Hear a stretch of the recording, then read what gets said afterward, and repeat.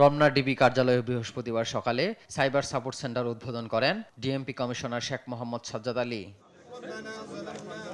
উদ্বোধন শেষে কমিশনার বলেন, অনলাইন প্রতারণা, মোবাইল ব্যাংকিং জালিয়াতি, ব্যক্তিগত তথ্য ফাঁস, নারীর প্রতি সাইবার নির্যাতন সহ বিভিন্ন ডিজিটাল অপরাধে প্রযুক্তি নির্ভর তদন্ত এবং বিশেষজ্ঞ বিশ্লেষণে দ্রুত সেবা দেবে সাইবার সাপোর্ট সেন্টার। সামাজিক মাধ্যম, অনলাইন জগতে যারা হয়রানি বা প্রতারণার শিকার হন, বিশেষ করে নারী ও কিশোর কিশোরীরা, তাদের নিরাপদ নিশ্চিত করাই আমাদের অন্যতম দায়িত্ব।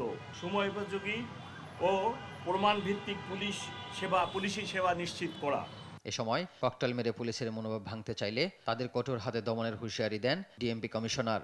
বলেন, মন গড়া নির্দেশ নয়, আইনেই দুর্বৃত্তদের বিরুদ্ধে গুলি চালানোর ক্ষমতা রয়েছে পুলিশের। পুলিশ ও নাগরিকের মধ্যে সৌহার্দ্য সম্পর্ক এগিয়ে নিতে সবার প্রতি আহ্বান জানান তিনি। অত্যন্ত দুঃখজনক, আমরা যিনারা এই ধরনের ব্যবহার আমার অফিসারদের সাথে রাজপথে রাস্তায় করেন, আমি তাদেরকে অনুরোধ করব, আমার অফিসারদের সাথে আপনারা এহেন আচরণ করবেন না। আমরা আপনাদের সাথে রাস্তায় কোনো ক্লাসে কোনো সংঘাতে জড়িত হওয়ার জন্য নয়, আমরা আপনাদেরকে সেবা দিতে চাই।